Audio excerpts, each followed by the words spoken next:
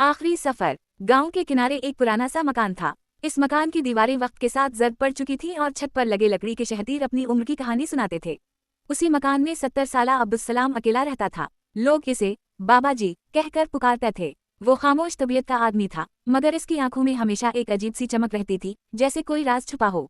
अब्दुस्सलाम की जिंदगी हमेशा ऐसी नहीं थी। जवानी में वो एक खुश मिजाज, मेहनती और बहादुर इंसान था। उसकी बीवी जैनब और एक बेटा हमजा था। वो अपने खानदान से बेहद मोहब्बत करता था, लेकिन किस्मत ने इससे सब कुछ छीन लिया। पहले उसकी बीवी बीमारी की वजह से दुनिया से रुखसत हो गई, फिर इसका बेटा रोजगार की तलाश में शहर गया और कभी वापस न आया। साल गुजरते गए। अब्दुस्सलाम ने हर आने वाले दिन के साथ उम्मीद का दामन थामे रखा, लेकिन हमजा का कोई पता न चला। गांव वाले उसे तसल्ली देते, मगर एक बाप का दिल कब मानता है। एक सर्द सुबह अब्दुस्सलाम हसबे मामूल अपने घर के बाहर चारपाई पर बैठा सूरज निकलने का इंतजार कर रहा था। अचानक एक अजनबी नौजवान इसके दरवाजे पर आया। अस्सलामु अलैकुम बाबा जी। वालेकुम अस्सलाम बेटा, कौन हो तुम? नौजवान ने मुस्कुरा कर कहा, मैं मुसाफिर हूँ, रास्ता भटक गया हूँ, क्या कुछ देर आराम कर सकता हूँ? अब्दुस्सलाम ने फौरन उसे अंदर बुला लिया। इसने नौजवान को खाना खिलाया और पानी पिलाया। नौजवान का नाम फहद था। वो तालीम याफ्ता और खुश इखलाक था। चंद घंटे की मुलाकात में ही अब्दुस्सलाम को इससे अपनायत महसूस होने लगी। शाम के वक्त जब फहद जाने लगा तो अब्दुस्सलाम ने कहा, बेटा अगर बुरा ना मानूं तो कभी कभी मिलने आ जाया करो। फहद ने मुस्कुराकर वादा किया और चला गया। इस दिन के बाद फहद अक्सर गांव आने लगा। वो बाबा जी के साथ बैठता, उनकी बातें सुनता और उनके कामों में हाथ बटाता। आहिस्ता आहिस्ता दोनों के दरमियान एक मजबूत रिश्ता कायम हो गया। एक दिन फहद ने पूछा, बाबा जी आप हमेशा शाम को इस रास्ते की तरफ क्यों देखते रहते हैं? अब्दुस्सलाम कुछ लम्हे खामोश रहा, फिर बोला, मैं अपने बेटे का इंतजार करता हूँ। शायद एक दिन वो उसी रास्ते से वापस आ जाए। फहद की आंखों में नमी आ गई। अगर वो वापस ना आया तो? अब्दुस्सलाम ने आसमान की तरफ देखते हुए कहा, उम्मीद कभी नहीं मरती बेटा। दिन महीनों में और महीने साल में बदलने लगे। फहद अब बाबाजी के लिए बेटे जैसा बन चुका था। एक दिन फहद ने फैसला किया कि वो हमजा को तलाश करेगा। इसने बाबाजी से उनकी पुरानी तस्वीर और मालूमात ले और शहर रवाना हो गया। शहर बहुत बड़ा था, लाखों लोग, हजारों गलियां और बेशुमार कहानियां। फहद ने कई दिन तलाश की, मगर कोई कामयाबी न मिली। एक शाम वो एक पुराने चाय खाने में बैठा था कि इसकी नज़र एक बूढ़े आदमी पर पड़ी। बातों बातों में जब उसने हमजा का जिक्र किया तो बूढ़ा चौंक गया। क्या तुम अब्दुस्सलाम के बेटे हमजा की बात कर रहे हो? फहद ने बेताबी से पूछा, आप जानते हैं उसे? बूढ़े ने गहरी सांस ली। बरसों पहले वो यहाँ काम करता था। एक हादसे में शदीद जख्मी हुआ था। बाद में वो किसी और शहर चला गया था। ये सुनकर फहद की उम्मीद जाग उठी। उसने मजीद मालूमात हासिल की और दूसरे शहर रवाना हो गया। कई दिनों की तलाश के बाद उसे एक छोटे से वर्कशॉप में एक दरमियानी उम्र का आदमी मिला। इसकी शक्ल पर वक्त के निशानात थे, मगर आंखों में वही मासूमियत थी जो तस्वीर में मौजूद नौजवान हमजा की थी। फहद ने आहिस्ता से पूछा, क्या आपका नाम हमजा है? आदमी चौंक गया। जी, लेकिन आप कौन हैं? फहद ने सारी बात बता दी। हमजा की आंखों से आंसू बहने लगे। मैंने बहुत कोशिश की थी वापस जाने की, मगर हादसे के बाद मेरी याददाश्त मुतासिर हो गई थी। जब याददाश्त वापस आई तो साल गुजर चुके थे। शर्मिंदगी और हालात ने मुझे रोक लिया। फहद ने कहा, आपके वालिद आज भी आपका इंतजार करते हैं। हमजा ससक उठा। अगले ही दिन दोनों गांव रवाना हो गए। इधर अब्दुस्सलाम हसबे मामूल शाम के वक्त रास्ते की तरफ देख रहा था। अचानक इसे दूर दो साए नजर आए। एक साया फहद का था और दूसरा डर। इसका दिल जोर जोर से धड़कने लगा। हमजा, वो लड़खड़ाते कदमों से आगे बढ़ा। हमजा दौड़ता हवा आया और अपने बाप के कदमों में गिर गया। अब्बा जी, मुझे मुआफ कर दें। अब्दुस्सलाम ने इसे उठाकर गले लगा लिया। दोनों बाप बेटा बरसों के बाद मिले थे। गांव वाले भी जुमा हो गए। हर आंख इश्कबार थी। अब्दुस्सलाम ने फहद की तरफ देखा। बेटा, तुमने मेरा खोया हुआ जहान वापस कर दिया। फहद मुस्कुरा दिया। इस दिन के बाद अब्दुस्सलाम की जिंदगी बदल गई। इसके घर में फिर रौनक आ गई। हमजा ने गांव में ही रहने का फैसला किया। कुछ साल बाद अब्दुस्सलाम बीमार रहने लगा। उम्र अपना असर दिखा रही थी। एक रात उसने हमजा और फहद को अपने पास बुलाया। मुझे लगता है मेरा सफर अब खत्म होने वाला है। हमजा रोने लगा। ऐसी बात ना करें अब्बा जी। अब्दुस्सलाम ने मुस्कुराकर कहा, मौत जिंदगी का सच है बेटा, लेकिन मैं खुश हूँ कि जाने से पहले तुम दोनों को साथ देख लिया। इसने दोनों के हाथ अपने हाथों में लिए। हमेशा एक दूसरे का साथ देना। अगली सुबह सूरज निकला तो अब्दुस्सलाम खामोशी से दुनिया से रुखसत हो चुका था। पूरा गांव इसके जनाजे में शरीक हुआ। लोग कहते थे कि अब्दुस्सलाम खुशकिस्मत था, क्योंकि इसने जिंदगी के आखिरी दिनों में अपना खोया हुआ बेटा पा लिया था। वक्त गुजरता गया। हमजा और फहद ने मिलकर गांव में एक स्कूल बनाया जिसका नाम अब्दुस्सलाम अकेडमी रखा गया। वो चाहते थे कि बाबाजी की मोहब्बत, सब्र और उम्मीद की दास्तान हमेशा जिंदा रहे। स्कूल के दरवाजे पर एक जुमला लिखा गया, उम्मीद वो चिराग है जो अंधेरों में भी रोशनी देता है। हर रोज जब बच्चे वहां तालीम हासिल करने आते तो इन्हें ये जुमला नजर आता। सालों बाद भी लोग अब्दुस्सलाम की कहानी सुनाते थे। वो कहते थे कि जिंदगी में मुश्किलात जरूर आती हैं, मगर जो इंसान उम्मीद का दामन नहीं छोड़ता, एक दिन उसे अपनी मंजिल जरूर मिल जाती है। और यूं एक बूढ़े बाप के इंतजार, एक नौजवान की वफादारी और एक बेटे की वापसी की ये दास्तान हमेशा के लिए लोगों के दिलों में जिंदा बंद दरवाजे का राज। बारिश की हल्की हल्की बूंदें जमीन को भिगो रही थीं। आसमान पर काले बादल छाए हुए थे और ठंडी हुआ दरख्तों के पत्तों को हिला रही थी। एक छोटे से गांव नूरपुर में लोग अपने घरों में बैठे मौसम का लुत्फ उठा रहे थे। लेकिन गांव के किनारे मौजूद एक पुरानी हवेली के बारे में आज भी वही खौफनाक कहानियां गर्दिश कर रही थी जो कई सालों से लोगों की जुबानों पर थीं। कहा जाता था कि हवेली के अंदर एक कमरा ऐसा है जिसका दरवाजा कभी नहीं खोला गया। गांव के बुजुर्ग दावा करते थे कि जो भी इस दरवाजे को खोलने की कोशिश करता, इसके साथ कोई ना कोई अजीब वाकया जरूर पेश आता। गांव में एक नौजवान रहता था जिसका नाम अरहम था। वो तालीम याफ्ता, बहादुर और तजस्सुस पसंद लड़का था। इसे पुरानी कहानियों और राजों में बहुत दिलचस्पी थी। जब भी वो हवेली के मुताल्लिक कोई नई बात सुनता, इसका इश्तियाक और बढ़ जाता। एक दिन वो अपने दोस्त फवाद के साथ बैठा था। यार, मैंने फैसला कर लिया है, अरहम ने कहा। क्या? मैं इस हवेली का राज जानकर रहूंगा। फवाद ने चौंक कर उसकी तरफ देखा। तुम पागल हो गए हो? पूरा गांव इस जगह से डरता है। लोग डरते हैं क्योंकि वो सच नहीं जानते। फवाद ने सर हिलाया। मुझे नहीं लगता ये अच्छा ख्याल है। लेकिन अरहम अपना फैसला कर चुका था। अगले दिन वो हवेली की तरफ रवाना हुआ। हवेली वाकई खौफनाक नजर आती थी। दीवारों पर दरारें थीं, खिड़कियों के शीशे टूट चुके थे और सहन में झाड़ियां उगी हुई थीं। अरहम अंदर दाखिल हुआ। हर तरफ खामोशी थी, सिर्फ हवा की आवाज सुनाई दे रही थी। वो एक एक कमरा देखता हुआ आगे बढ़ता गया। अचानक इसे एक लंबा राहदारी नुमा हिस्सा नजर आया जिसके आखिर में लकड़ी का एक बड़ा दरवाजा मौजूद था। यही वो दरवाजा था जिसके बारे में सब बात करते थे। दरवाजे पर जंगालू ताला लगा हुआ था। अरहम ने दरवाजे का जायजा लिया। उसी दौरान उसे फर्श पर एक पुरानी चाबी नजर आई। वो हैरान हुआ। चाबी उठाकर उसने ताले में डाली। चाबी घूम गई, ताला खल गया। इसका दिल तेजी से धड़कने लगा। इसने आहिस्ता आहिस्ता दरवाजा खोला। दरवाजा चरचराती आवाज के साथ खिला। कमरे में अंधेरा था। इसने टार्चा जलाई। कमरा खाली नहीं था। वहाँ पुराने संदूक, किताबें और कुछ तस्वीरें रखी थीं। लेकिन सबसे अजीब चीज दीवार पर लगी एक बड़ी तस्वीर थी। तस्वीर में एक शख्स खड़ा था। इसकी शक्ल हैरत अंगेज तौर पर अरहम से मिलती थी। अरहम चंद लम्हों तक तस्वीर को देखता रह गया। ये कैसे मुमकिन है? तस्वीर के नीचे लिखा था, नवाब सलीम खान 1926। अरहम उलझन में पड़ गया। वो तस्वीर को गौर से देखने लगा। चेहरा तकरीबन इस जैसा ही था।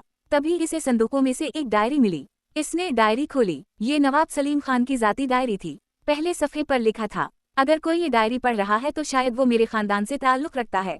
अरहम के रौनगटे खड़े हो गए। वो बैठकर पढ़ने लगा।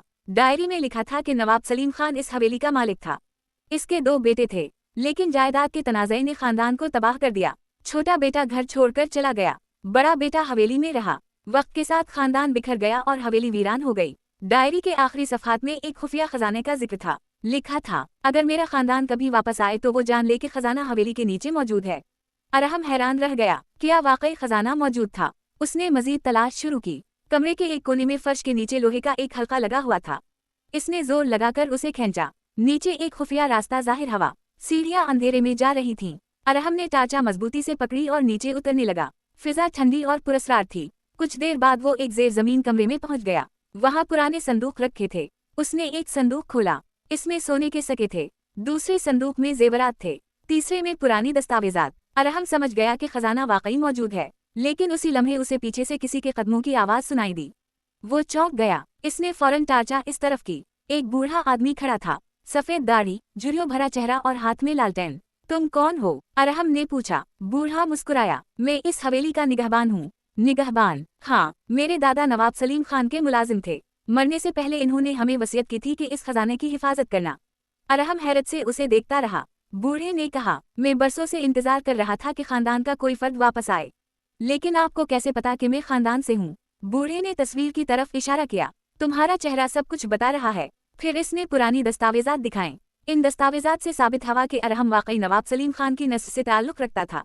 अरहम के लिए ये सब नाकाबिल यकीन था। वो एक आम नौजवान था और आज उसे मालूम हुआ कि उसका ताल्लुक एक बड़े खानदान से है। कई दिन तक वो दस्तावेजात का मुताला करता रहा। उसे अपने आबाओ इजदाद के बारे में बहुत कुछ मालूम हुआ। लेकिन कहानी यहाँ खत्म नहीं हुई। एक रात चंद नामालूम लोग हवेली में दाखिल हो गए। इन्हें खजाने की खबर मिल चुकी थी। इनका सरदार एक खतरनाक शख्स था जिसका नाम जब्बार था। जब्बार बरसों से इस खजाने की तलाश में था। उसने अपने आदमियों के साथ हवेली का घेराव कर लिया। अरहम और बूढ़ा निगहबान अंदर मौजूद थे। खजाना हमारे हवाले कर दो। जब्बार चलाया। कभी नहीं, अरहम ने जवाब दिया। जब्बार ने हमला कर दिया। हवेली के अंदर भाग दौड़ शुरू हो गई। अरहम ने होशियारी से खुफिया रास्तों का इस्तेमाल किया। वो बचपन से ज़हीन था। इसने जब्बार और इसके साथियों को मुख्तलिफ कमरों में उलझा दिया। बूढ़े निगहबान ने भी इसका साथ दिया। आखिरकार अरहम ने पुलिस को इत्तला दे दी। पुलिस वक्त पर पहुंच गई। जब्बार और उसके साथी गिरफ्तार हो गए। गांव वालों ने पहली बार हवेली का असल राज जाना। वो हैरान रह गए। जिस जगह को वो मनहूस समझते थे, दरअसल वो उनकी तारीख का हिस्सा थी। चंद माह बाद हुकूमत ने हवेली को तारीखी विरसा करार दे दिया। खजाने का बड़ा हिस्सा अजायब घर के हवाले किया गया। बाकी रकम से एक स्कूल और अस्पताल तामीर किया गया। गांव की तकदीर बदलने लगी। लोगों को तालीम और इलाज की सहूलत मिल गई। अरहम को पूरे इलाके में इज्जत की निगाह से देखा जाने लगा। एक दिन वो हवेली के सहन में खड़ा सूरज गुरूब होते देख रहा था। बूढ़ा निगहबान इसके पास आया। तुमने अपने खानदान की अमानत महफूज रखी। अरहम मुस्कुराया। असल खजाना सोना नहीं था। फिर क्या था? ये सच्चाई कि हम कौन हैं और कहाँ से आए हैं। बूढ़े ने सर हिलाया। बिल्कुल दुरुस्त। हुआ आहिस्ता आहिस्ता चल रही थी। हवेली अब खौफ की अलामत नहीं रही थी। वो उम्मीद, तारीख और सच्चाई की अलामत बन चुकी थी। और वो बंद दरवाज़ा, जिससे लोग बरसों डरते रहे थे, आखिरकार एक ऐसे राज का दरवाज़ा साबित हुआ जिसने न सिर्फ एक खानदान बल्कि पूरे गांव चांदनी रात का मुसाफिर। पहाड़ों के दरमियान वाक़े एक छोटा सा गांव था जिसका नाम गल आबाद था। ये गांव अपनी खूबसूरती, सरसब्ज खेतों और मेहमान नवाज लोगों की वजह से मशहूर था। लेकिन इस गांव के बारे में एक अजीब रिवायत भी मशहूर थी। लोग कहते थे कि हर साल सर्दियों की एक खास रात को एक पुरस्कार मुसाफिर गांव में आता है। वो किसी से ज्यादा बात नहीं करता, रात गुजारता है और सुबह सूरज निकलने से पहले गायब हो जाता है। किसी को मालूम नहीं था कि वो कौन है, कहाँ से आता है और कहाँ चला जाता है। कई सालों से ये रिवायत चल रही थी। गांव में एक 17 साला लड़का रहता था जिसका नाम महूद था। वो बहुत ज़हीन, मेहनती और तजस्सुस पसंद था। इसे हमेशा पुरस्कार बातों में दिलचस्पी रहती थी। एक शाम वो अपने दादा जान के साथ बैठा आग ताप रहा था। दादा जान, क्या वाकई वो मुसाफिर हर साल आता है? दादा जान ने मुस्कुराकर जवाब दिया, मैंने अपनी आंखों से देखा है। फिर आपने कभी इससे पूछा नहीं कि वो कौन है? पूछा था, लेकिन वो सिर्फ मुस्कुरा देता था। महूद हैरान रह गया। इसने फैसला किया कि इस साल वो इस राज को जरूर मालूम करेगा। चंद हफ्तों बाद वो रात आ गई जिसका सब इंतजार कर रहे थे।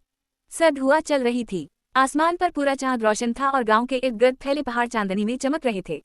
महूद ने गर्म कपड़े पहने और गांव के दाखिली रास्ते के करीब जाकर छप गया। रात तकरीबन 11 बजे उसे दूर से एक साया नजर आया। एक आदमी आहिस्ता आहिस्ता गांव की तरफ आ रहा था। इसके कंधे पर एक पुराना थैला था और हाथ में लकड़ी की लाठी। वो बिल्कुल वैसा ही था जैसा लोगों ने बयान किया था। मुसाफिर गांव में दाखिल हुआ। लोगों ने उसे देखा लेकिन किसी ने कुछ नहीं कहा। वो सीधा एक पुराने सराय की तरफ गया और वहां ठहर गया। महूद ने चुपके से उसका पीछा किया। रात के आखिरी खा मुसाफिर सराय से निकला और गांव के पीछे वाक़े पहाड़ी की तरफ चल पड़ा। महूद भी इसके पीछे चलने लगा। चांदनी रात में पहाड़ी रास्ता खामोश और पुरस्कार लग रहा था। कुछ देर बाद मुसाफिर एक पुरानी कब्र के पास रुक गया। वो घुटनों के बल बैठ गया। महूद हैरान रह गया। मुसाफिर ने कब्र पर हाथ रखा और खामोशी से बैठा रहा। कुछ देर बाद वो आहिस्ता आहिस्ता रोने लगा। महूद ये मंजर देखकर चौंक गया। इसने हिम्मत करके कहा, आप कौन हैं? मुसाफिर चौंक कर खड़ा हो गया। कुछ लम्हे खामोश रहने के बाद उसने पूछा, तुम मेरा पीछा कर रहे थे? जी। क्यों? मैं जानना चाहता था कि आप कौन हैं। मुसाफिर ने गहरी सांस ली। मेरा नाम सलीम है। और आप हर साल यहाँ क्यों आते हैं? सलीम ने कब्र की तरफ देखा। ये मेरी माँ की कब्र है। महूद हैरान रह गया। लेकिन आप गांव में क्यों नहीं रहते? सलीम कुछ देर खामोश रहा। फिर इसने अपनी कहानी सुनानी शुरू की। 25 साल पहले मैं उसी गांव में रहता था। मेरे वालिद एक किसान थे। हम गरीब थे लेकिन खुश थे। फिर क्या हुआ? एक साल शदीद सैलाब आया। हमारे खेत तबाह हो गए। कर्ज बढ़ता गया। वालिद बीमार हो गए। सलीम की आवाज भराने लगी। मैं रोजगार की तलाश में शहर चला गया। फिर मैं वापस आना चाहता था लेकिन किस्मत ने साथ ना दिया। इसने बताया कि शहर में उसे बहुत मुश्किलात का सामना करना पड़ा। कई दिन भूखा रहा, छोटे मोटे काम किए, रातें फुटपाथ पर गुजारी, लेकिन उसने हिम्मत नहीं हारी। सालों की मेहनत के बाद वो एक कामयाब ताजिर बन गया। जब इसके हालात बेहतर हुए तो वो गांव वापस आया, लेकिन तब तक बहुत देर हो चुकी थी। उसके वालिद वफात पा चुके थे और चंद माह बाद उसकी माँ भी दुनिया से रुखसत हो गई थी। सलीम की आंखों से आंसू बहने लगे। मैं उनके आखिरी वक्त में उनके पास नहीं था। बहुत खामोशी से सुनता रहा। तब से मैं हर साल यहाँ आता हूँ, सिर्फ एक रात के लिए। हाँ, क्यों? सलीम ने आसमान की तरफ देखा। क्योंकि मुझे लगता है कि ये मेरी जिम्मेदारी है कि मैं इन्हें कभी ना भूलूं। महूद के दिल पर इस बात का गहरा असर हुआ। उसी दौरान अचानक पहाड़ी के नीचे से शोर की आवाज आई। दोनों ने नीचे देखा। गांव की तरफ से धुआं उठ रहा था। आग! महूद चलाया। दोनों फौरन नीचे की तरफ दौड़े। गांव के एक हिस्से में आग लग गई थी। लोग पानी डालने की कोशिश कर रहे थे लेकिन आग फैलती जा रही थी। सलीम ने फौरन सूरत-ए-हाल संभाल ली। इसने लोगों को मुख्तलिफ ग्रुपों में तकसीम किया। किसी को पानी लाने का काम दिया, किसी को बच्चों और औरतों को महफूज जगह मुंतकिल करने का, किसी को जानवर निकालने का। चंद घंटों की मेहनत के बाद आग पर काबू पा लिया गया। गांव के लोग सलीम की क़यादत से बहुत मुतासिर हुए। सुबह होने लगी, गांव के बुजुर्ग इसके पास आए। बेटा, तुम हर साल आते हो और चले जाते हो। जी, इस बार मत जाओ। सलीम खामोश हो गया। बुजुर्ग ने कहा, ये तुम्हारा गांव है। लोग भी जुमा हो गए। सबने उसे रुकने की दरखास्त की। सलीम की आंखों में नमी आ गई। शायद बरसों बाद उसे एहसास हुआ कि उसका ताल्लुक अभी भी उसी जगह से है। चंद दिन बाद उसने एक बड़ा फैसला किया। इसने अपनी दौलत का एक हिस्सा गांव की तरक्की के लिए वक्फ कर दिया। एक जदीद स्कूल तामीर किया गया, एक छोटा अस्पताल बनाया गया, किसानों के लिए नए ज़री मंसूबे शुरू किए गए। आहिस्ता आहिस्ता गल आबाद पूरे इलाके का तरक्की याफ्ता गांव बन गया। उहुद ने भी अपनी तालीम मुकम्मल की और उसी स्कूल में उस्ताद बन गया।